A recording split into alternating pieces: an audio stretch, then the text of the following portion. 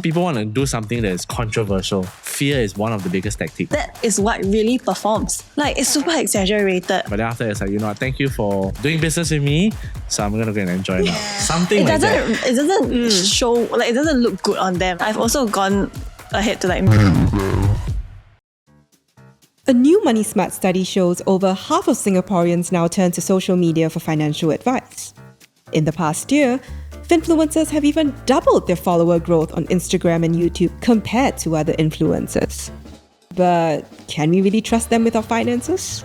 My name is Valerie and I'm the content person here at MoneySmart. I have something pretty saucy that I wanted to talk about, and since I don't want to talk to myself about it, I've got a couple of expert friends over here. So on my left here, I have the beautiful Sakura. Sakura is the founder of Dare to Finance. Dare to Finance is a platform that provides financial insights to the public and also empowers individuals to take control of their financial well-being. Everybody say hi to Sakura. Hey, Sakura. Hi, everyone.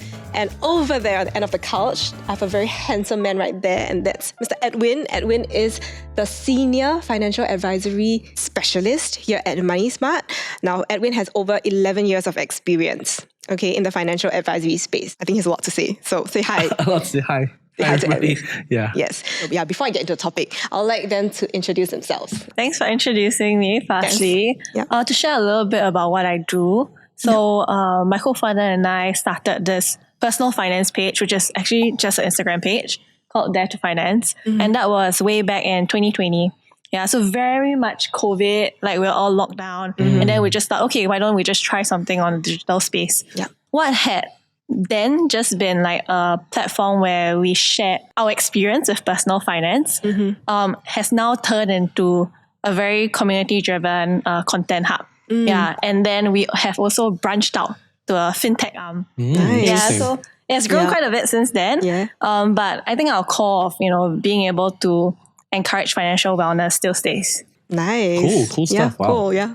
That's a lot, actually. Yeah. All right, for me, I'm Edwin, right? I've been in this industry, like what Val said, well over 11 years, right? To be honest, I did not stumble into this industry. I've always had a passion, and growing up, I had the exposure to a lot of these things, right? And I saw the interest in actually really helping people, right? Making right financial decisions. Yeah, and I mean, I love talking to people. So what better way if I could talk to them something that I'm passionate about? Yeah. So lo and behold, I mean, 11 years plus have come and gone, and it's interesting to be where I'm at right now. And yeah, happy to share my insights, and talk about it today. Thank you so much for introducing yourselves. So today, the topic, the reason why I got you both down here is to talk about Finfluencers. Finfluencers is a portmanteau of the words finance as well as influencers, right? So as you can tell, it's basically people on social media who talk about personal finance or finance in general. Who are they? Why are they everywhere? And should we trust the content that they put?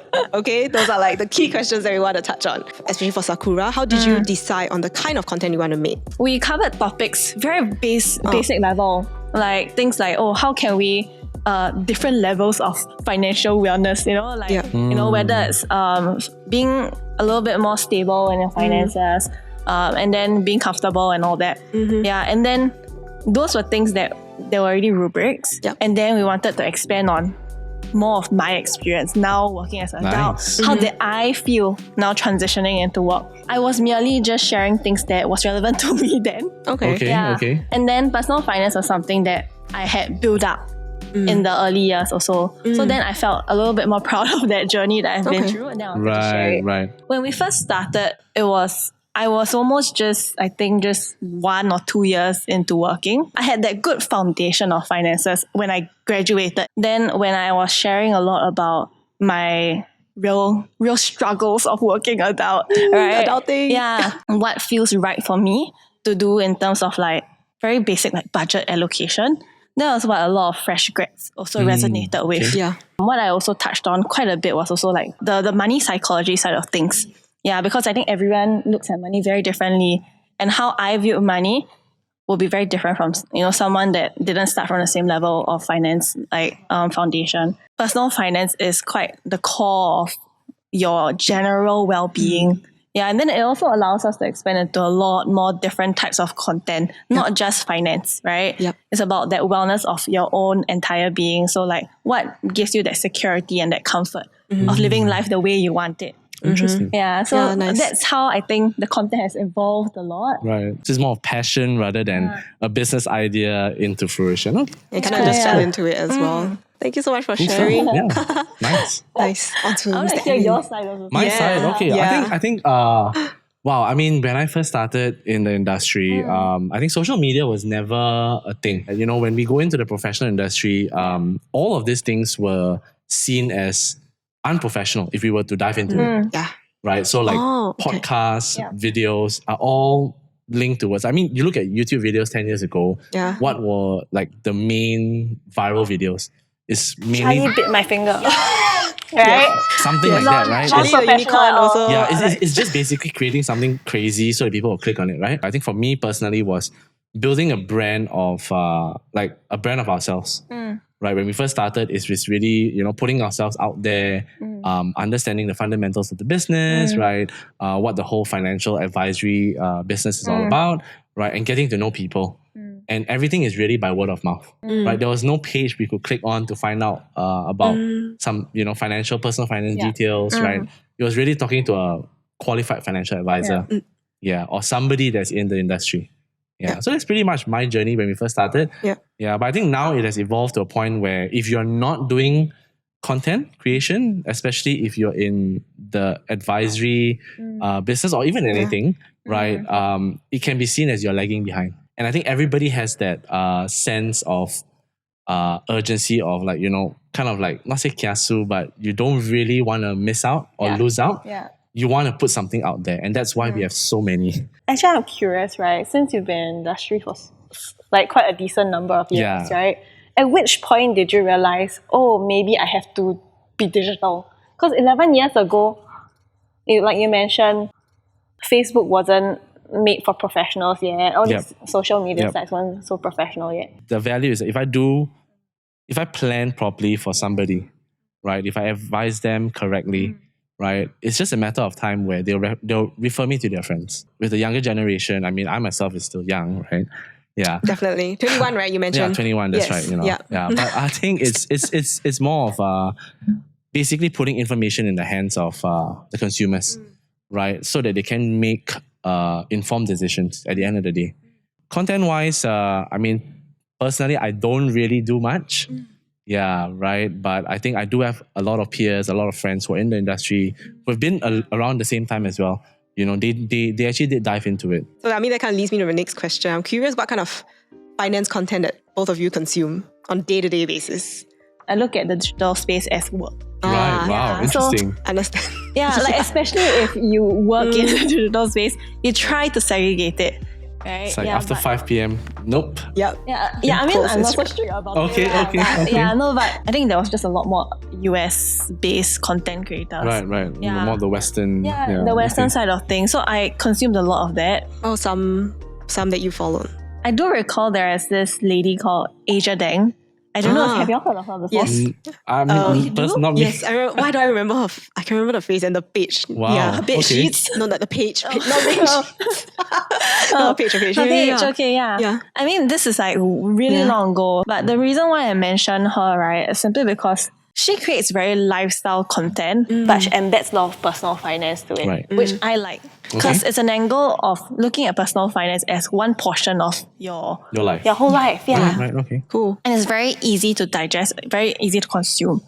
From a very beginner level. Digital space, there are different formats also, right? Yeah. Okay. So like whether it's YouTube, whether it's like actually written content, long form, short form. Yeah. I think for work-wise, I try to dabble into each. And I make sure to create different structures for me to look into each of them. Okay, so for the hard finance, like what are some influencers or like nowadays, so finance has no geographical borders, right? Like boundaries, right? So I do consume everything. everything. Whether it's news or like so whether it's just getting like market sentiments, like, just looking at how people view certain things also. Do you draw any inspiration from your followers? We do just explicitly ask them for content requests time to time. Right. Yeah, 2 reasons, right? Number one, we want to do content that they want, right? And then they feel involved in that process. Right. But number 2 is also because sometimes we run short on content. Okay. Yeah, okay. right. I think You give very, people what they want. Right? very relatable as any form of content creator. Not just like, what do you want? Actually just say it. But and then they have the best ideas. They just ask and you're like, okay. Sometimes some people never say please. They just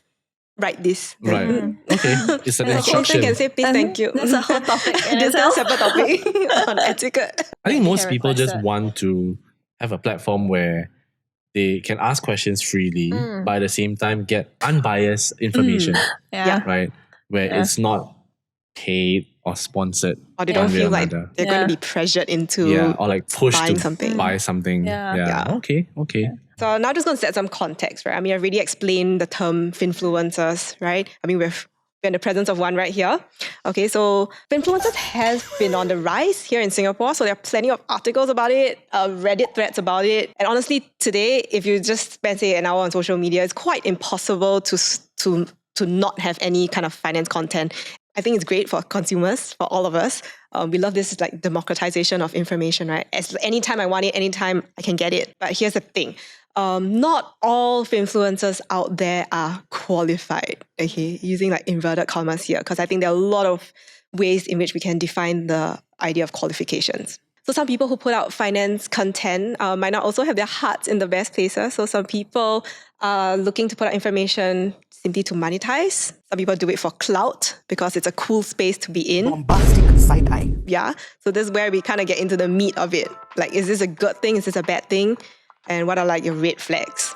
To start things off, I just want to ask, do you both follow any Finfluencers? I don't personally follow a particular one. Right? So if I find someone that's interesting, maybe I'll just tap on it and just hear or find out a little bit more.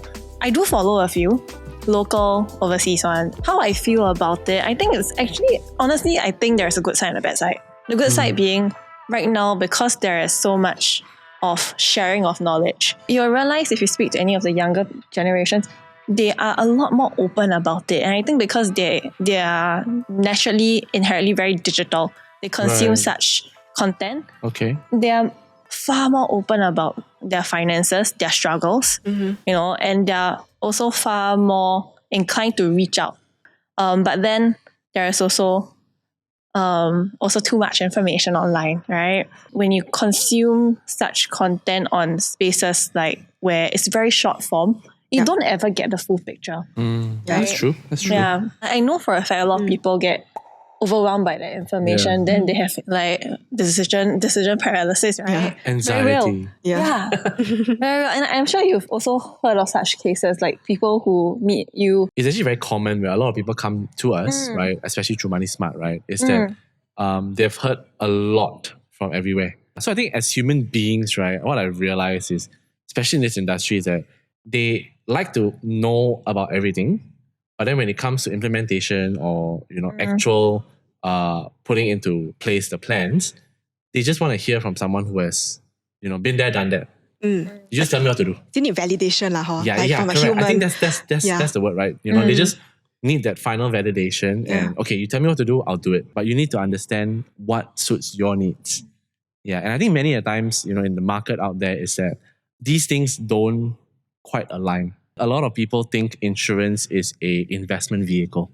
Insurance does have a certain investment feature, right? But it should solely be looked upon as a wealth protection vehicle. Given the right individual, that can work.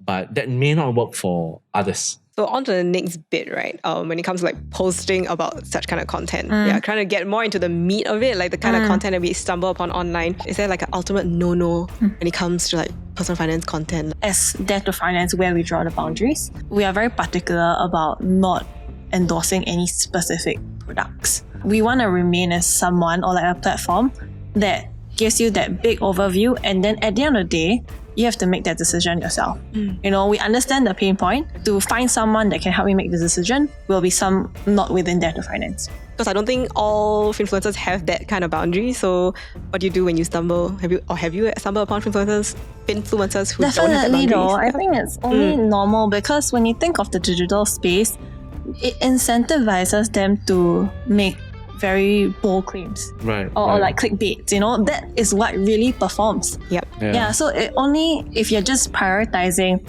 like digital performance, it makes sense. These influencers do well because they have a crowd following and that follows and buys whatever they buy. Right. So they just look at the end goal, then they just follow whatever and in hopes that they reach the same house, same car, everything. Oh. I mean, it looks convincing, right? Like when I'm accomplished and I tell you this is what I did. I won't say just FAs, but I think anybody in the sales industry, right? Fear is one of the biggest tactics. Sometimes all this generic information is boring, right? It doesn't garner that excitement, right? It doesn't garner any clicks, right? So people want to do something that is controversial, right? People want to do something that's different. And one of the things is that they will just pluck out an article, let's say from Straits Times, right? Or even from whatever news agency, right? And basically just zooms in on a particular caption. Right? Everybody's going to get cancer by age. Cancer is like through the roof. They go along the lines of like, the increase of medical care, right? Healthcare costs, right? X number of percentage of cancer patients, this kind of things. Definitely generates more views, more clicks. But it also puts this idea in people that they may be misinformed. For all you know, that information was like 3 months ago. Dated, yeah. Yeah, right. So these are things that I think there's this very blurred lines, and it's a bit of a challenge actually. Going to any professional, right? And even if it's financial advisory, you want to go to somebody that has at least the basic credentials, not just by the local governing body, right? But by the financial institutions themselves. From a personal point of view, right? Like every time before I go to a doctor, you check first. I go to my mother first. Okay. Right. So my mother has like the whole inventory of medicine. That's like she's like a pseudo pharmacist at home, right? Like it's like 100% trust. So when you draw that parallel, now I'm kind of thinking like are influencers kind of like in the same realm? Like not that they are our mothers, but do they deserve like a separate set of credentials that might not be as black and white? That's just something like literally thinking off the top of my head. I think the word to me that comes about when we've been talking about that is actually like experience, right? It's because she has been a mom for so long. Yeah. Right? And she literally like brought not just you, probably your siblings, right? Yeah. Up. That's why every practitioner, in the financial industry, you need to have continued kind of like learning year on year, right? So that you're aware of what's updated, what are the new rules, regulations, the changes in the policies, right? So I think experience is important, but it has to be updated. Agreed. Yeah. What are some of your influencer pet peeves? So this is a bit different from just like ethics and responsibility. I mean, those are, more part of the business or part of, just being a responsible content creator, right? Something that makes you kind of trigger, something that will make you share with your best friend and say, "Walao, look at this. Like, why they post this kind of things?" I do have a few. I mean, I don't take too much action in regards to them. But I don't the black got boy like a little bit. No, I'm just a bit rogue eye. Okay. Yeah, can see the brain a bit. Yeah. So maybe we talk about financial advisory. I raise this situation up or like this topic up simply because it is just pure pettiness. Yeah. Right. It's really just pure, like they will talk about a certain recount that had happened and like it's super exaggerated about how they feel about it. Okay. Right. And then right after that whole reflection, the next story is something that is like, you gotta do something. Yeah, you gotta do something, right? Okay. It's very call to action. Yeah. And then after that, it's like a picture of them in like partying and like that's that stark difference. Yeah. One that I can really, really call out would actually be them thanking a lot, like saying thank you to their clients. Right. And I mean, I've been in that space before, right? And it's very important to do that, but you can't do that in a private space. Right? Like you have all your clients' number for sure. You can thank them. Even if it's a mass message, it's perfectly fine. But then after it's like, thank you for doing business with me. So I'm going to go and enjoy now. Yeah. Something like that. It doesn't look good on them, I think. Yeah. I'm just wondering, have you ever told them directly about it? I mean, because a lot of times these are people that you may very well know, right? Actually, no, because personally, like I try to understand what their emotions are. It can be a pet peeve to me, right? Yeah. But at the end of the day, I think we're entitled to feel a certain way internally. We've had successes before, and you just want to celebrate. And probably at that peak of that happiness, you just want to write something. Yeah. You know, if it's too cheesy, I'll just continue scrolling. Yeah. But I mean, personal friends, I don't really, if there is, I don't really tell it to them lah. Because at the end of the day, like I said, you know. It's like you do you lah. Yeah. You know, I'm happy for you, right? And and then you move on. Did you tell them? I've ever told people about it. Yeah. I've also gone ahead to like mute them. Yeah. But it's also because I know them quite well. Yeah. I know them quite well. And then like, so I feel like I can tell them. But people that I don't know, I really don't even engage in such conversations with them. Don't care about them enough. Correct. I don't care about them enough. So apart from people that you've muted, have you ever unfollowed a fellow influencer? Finfluencer. Actually, I'm not sure. Can't remember. I can't remember, but I won't be surprised if I unfollow. I don't take unfollows very personally. Yeah. So that's why I just kind of do that to people. Do you notice if people have unfollowed you? I don't take notice of also that. Don't take notice. Yeah, but if they... Chill, man. Yeah. No, but the thing is, right, because with myself, with me, the situation is very different. I run Dare to Finance as a business page, and I don't know who exactly unfollowed. Because you can't actually tell, right? Unless you have plugins and stuff. Yeah, or like you really very conscious and you check. Like, I know friends who are conscious. Check every follower you have. Has anyone ever told you like, oh, Dare to Finance great or not good, that kind of thing? I do ask for feedback. Yeah, feedback quite often actually. Oh, okay. You actually solicit. Like you ask for it. Yeah, I ask for like people who follow us and like I've spoken to. Right. Yeah. Like, so then you can be relevant with, you know. Yeah, and I ask them like why they follow us. I've never had a chance to speak to someone who have unfollowed us before.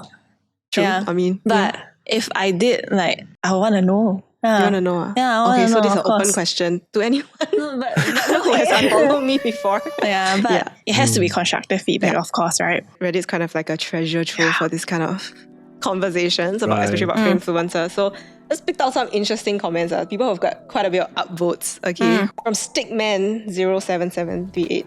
Okay, he said, "Simple. Never trust anyone with your money. You make the decision and live with it." Cobra 25K says, "Never listen to anyone who makes money by telling you how to make money." Okay. Reloaded. But like, thoughts? You think that's a fair statement? A lot of nuance to it, but I think who doesn't make money from anything these days? If you think about it, right? Exactly. Whatever you do, like even putting out information on your content page, it's a service to the greater society, right? In terms of kind of giving them the knowledge, right? The information to make informed decisions, right? And at the end of the day, if eventually somehow or rather you get paid for it, I think it's okay. I agree. And I think there's a lot of that necessary disclosure that you need to do, especially because there are a lot more financial influencers coming up. And they are really there are a lot of sponsorships available for you to snatch. You think of financial institutes, they have so much marketing budget. They want to be able to reach out to a space that they haven't previously, you know, aside from like traditional media. It's very, very crucial for you to disclose it because you don't want them to think that naturally you'll assume this person is talking about something because they believe in it, right? And you should. But you need to declare that I am remunerated. I'm being paid to say this. Okay. When you started Dare to Finance, were you surprised by the amount of like sponsorships and partnerships that started to come your way? Yeah, especially because it was during COVID. Our inbox had like quite a few sponsorship overflowing DMs. No, not overflowing. But it's like definitely you didn't expect it. We definitely didn't expect it, especially because we weren't doing it for money. You know, there was a lot of crypto related platforms or like things that we personally didn't really believe in, but they offer a lot of money. When you are more incentivized to do it, you're always going to talk about it more. Yeah, so very, very important to disclose it. Very hard to make content when you don't believe in it, you know? Yes, definitely. That's true. That's true. Yeah, I think it goes back to what he said, right? Must have the heart for it. Yeah. When you make content, it must be out of like genuine interest, I think even it's if not, you're I think it's not only remunerated. just the heart, but I think it's also like resonating and being aligned with the product or even, whatever that you're promoting. I would say it's a lifelong relationship, right? Many of our clients, they are with us for a number of years. We don't want a point where, we kind of like put through something, 10 years down the road, something happens, and then you realize that, okay, what happened? You didn't actually give me the right recommendation. Also. I think same for your following, right? I think you hope that everyone's in it for the long haul, not for one post and to leave. They want to like kind of like grow with you. Yeah. And I think that aspect on sharing your views, your personal views on it, is something that we have to be very careful about also in the digital space, right? So that's where we also segregate it. Sometimes there's never a correct answer to things. It's how do they fit to this person, right? So a lot of times maybe your view or like how you are going to navigate your journey will look differently from others. So what's some advice you would give to, young, impressionable, budding finance entrepreneurs who also want to get into the Finfluencer space and, like kind of build their brand on social media? What's like just one golden nugget, like piece of advice that you would have for them? Maybe I can share first, is to really provide value. You can bring value, but what kind of value? Maybe value into your own pocket. I don't know. Right? But I think when it comes to putting out content, it's really being able to verify and basically fact check everything. Yeah, the intentions, right? Very important. Yeah, so it shouldn't just be like help you in a short duration of time, but it has to be something that can last them for a long time. Yeah, because I think when it comes to like financial products, there's always the negative implications if it's not done right. If you buy an insurance policy, right, and if we don't really go into the fact finding, understanding the customer, right, what they need, what are the products, what's going to happen is that individual will eventually have to relook at the policy down the road. So from a business perspective, it may be good because then that's recurring, right? You get new business and stuff like that. But I try to plan as far as I can for you, right? That we do not need to really relook at your financial plan in the near future. And that's so that we don't spend money that's unnecessary. Make sure that it brings value. What type of value is for you to decide? And to be very authentic with it. That 2 points, I think, can bring you very far, and there's sustainability to also that whole journey of your business. Completely agree with you guys. I think as a person who also creates content here on MoneySmart, I think the number one question we always ask ourselves is really, what are people going to get out from it? I think social media and having a human advisor basically fills a lot of like the pots that we needed to be filled. Yeah, and if we see them as like things that go hand in hand, I think perhaps we might be less stressed about being overwhelmed. So it's about just really being open to a lot of sources of information. Yeah, I think we have nothing else to add from both of you guys, right? Then really thank you so much for your time. Really appreciate having you in our studio. We hope that this is the first but won't be the last. If you like what you hear, please follow us on MoneySmart. You can find me and Edwin because we about MoneySmart. But if you want to find out more about personal finance in other spaces, and also just have someone entertaining to follow, it will appear somewhere here in the editing. It will appear here. So yeah, and you can see that this is the nice lady you'll be speaking to if you DM them and give them like content recommendations. Okay, so yeah, thank you so much, guys. Hope you had fun. Cheers.